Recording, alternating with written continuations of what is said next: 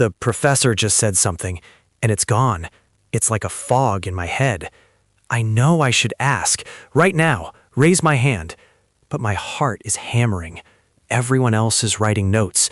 They all understood. If I ask, the whole room will stop. Everyone will turn and look at me. The professor will get that look, that little sigh.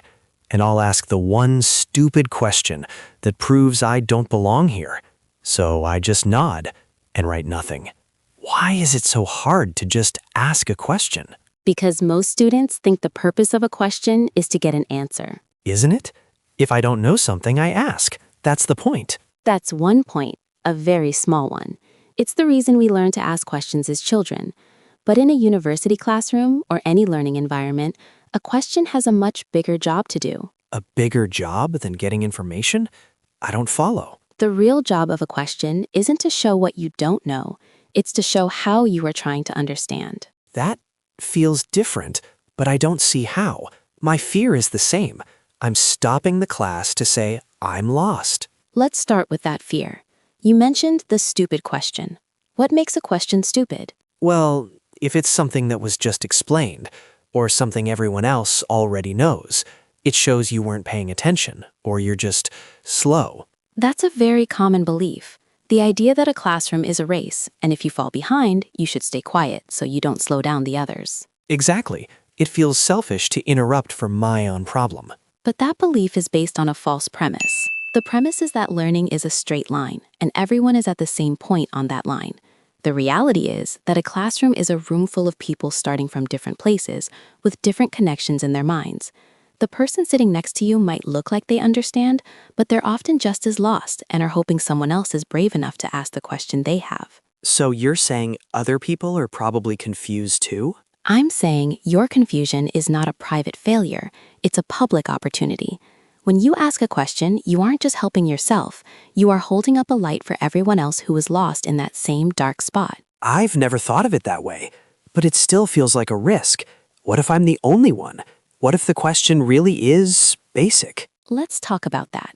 A student once told me she was in a physics lecture about relativity, very complex ideas, but she got stuck on a word the professor used in the first 5 minutes, a word she felt like a first-year student should know. Oh, I know that feeling. It's the worst.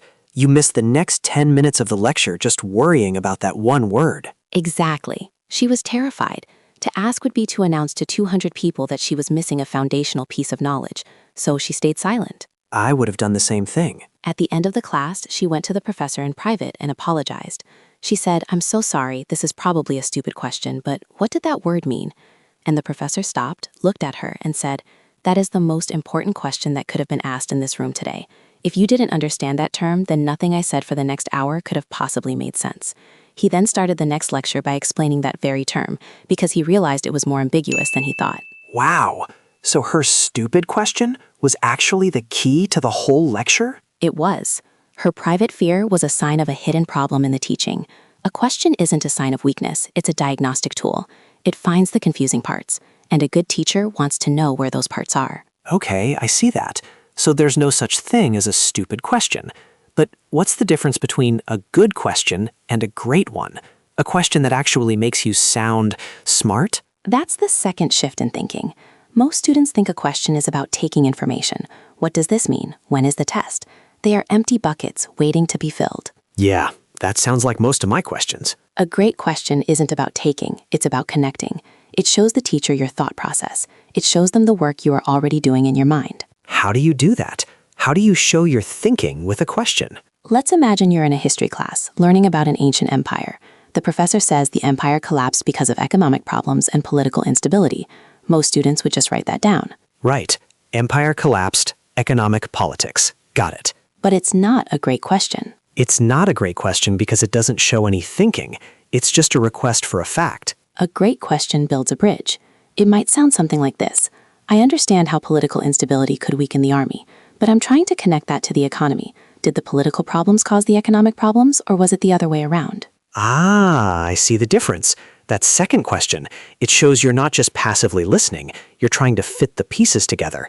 It shows you understood one part and are trying to link it to another. Exactly. It tells the teacher, I'm engaged, I'm thinking, help me make this one specific connection. That kind of question is impressive. It makes the teacher lean forward. It invites a conversation, not just an answer. You have to learn how to formulate a question that invites a discussion. Okay, so a great question connects ideas. But that brings up another fear, the fear of wasting everyone's time. The professor has a plan for the lecture. My brilliant connecting question might take them off topic. It feels disruptive. Let's examine that. Why do we feel that interrupting a lecture is rude? Because the teacher is the expert. They have a limited amount of time to share their knowledge. We are there to receive it. It's a performance, and we're the audience. And is that what learning is? A performance you watch? When you put it like that, no. But it often feels that way. The professor is at the front talking. We are at the back listening. That is the model of a broadcast. But real learning, deep learning, is a conversation. A lecture is just the start of that conversation. Your question isn't an interruption of the performance, it's your entry into the dialogue. But what if it's a dialogue no one else is interested in? More often than you think, your question is the one everyone else was afraid to ask. Think of a confusing movie. Everyone sits in silence, and then one person finally says, wait, I'm confused. Why did that character do that? And suddenly, a huge wave of relief washes over the room. Everyone starts talking. That one person's question gave everyone else permission to be confused. And a great question can do that in a classroom. A great question can change the energy of a room. It can turn 50 passive listeners into 50 active thinkers. It can steer the lecture towards the most crucial point of confusion. A good teacher doesn't see that as a waste of time. They see it as the most valuable use of time possible. This all makes sense in theory, but I've been in classes where a student asks a question and you can feel the energy drain from the room. The teacher looks annoyed. The other students start shifting in their seats. The student just talks, and it's not clear what they're even asking. How do I avoid being that person? If this is all true, why do some questions still fail? That is an excellent question, because you're right. We have all seen that happen. The problem isn't that the student has a question. The problem is that the question is poorly formed. It's a cloud of confusion, not a clear request. They haven't done the work of finding the core of their question before speaking. So they're just thinking out loud.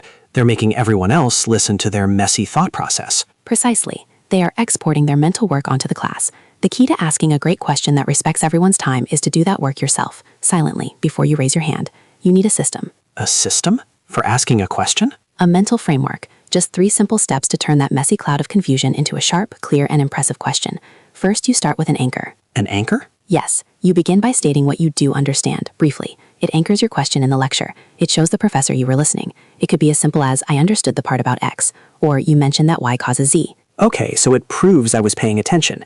I understand that the Roman Empire's expansion created logistical problems. Perfect. The second step is the turn. You create a contrast.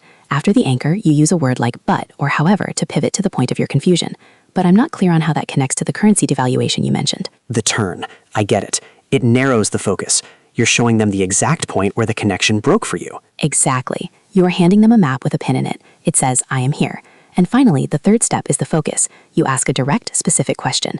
Could you explain the link between the cost of defending the borders and the decision to put less silver in the coins? Anchor, turn, focus. Let me try. Instead of just asking, what does neoclassical mean, which is a bit basic. A classic empty bucket question. Right. I could say, okay, so I understand the classical part probably refers to Greek and Roman art, the anchor, but I'm confused about what the neo part adds, the turn. Could you explain what makes a building neoclassical instead of just classical, the focus? Now, how does that question feel? It feels solid. It feels like I'm not just asking for a definition. I'm showing how I'm thinking. I'm being articulate. Yes. And can you see how a teacher would respond to that? They wouldn't see a lazy student asking for a definition. They would see a curious mind at work. They would be excited to answer that question. So the system isn't just a formula for words. It's a structure for my thinking. It forces me to find my own point of confusion before I speak. It transforms you from a passive audience member into an active co-creator of the lecture. When you formulate a question that way, you are helping the teacher teach better. The premise is completely changed for me. I used to think a question was a spotlight on my ignorance. Now it feels more like a tool. It's one of the most powerful tools for learning, and it's crucial not just in school, but in life. In a job interview, at a doctor's appointment, in any situation where you need to understand something complex. Knowing how to ask a clarifying question without sounding demanding or lost is a superpower. So if the information felt ambiguous before, this framework helps me pinpoint exactly what is unclear. Precisely. It turns a general feeling of I don't get it into a specific answerable inquiry, and it respects everyone's time while doing so. I'm thinking back to the start, the fear in my chest, the fear of raising my hand. It was the fear of being exposed, of asking a stupid question. And now? Now it feels different. The goal isn't to sound smart. The goal is to be clear. The system, anchor, turn, focus. It's not about performance. It's a process. It gives me a way to manage my own confusion. If I use it, I can't really ask a stupid question, because the question itself proves I'm already thinking. And that is what every great teacher is looking for. Not students who know all the answers, but students who are interested in the questions. My confusion isn't something to hide anymore. It's the starting point. It always was. Hello, and thank you for listening to Modern Skills in English. We hope this was helpful. So many students face these quiet struggles, these invisible walls to learning. We'd love to know what other challenges you face. What is a situation at school or work that makes you feel stuck or anxious? Please let us know in the comments. Your ideas might just become our next episode.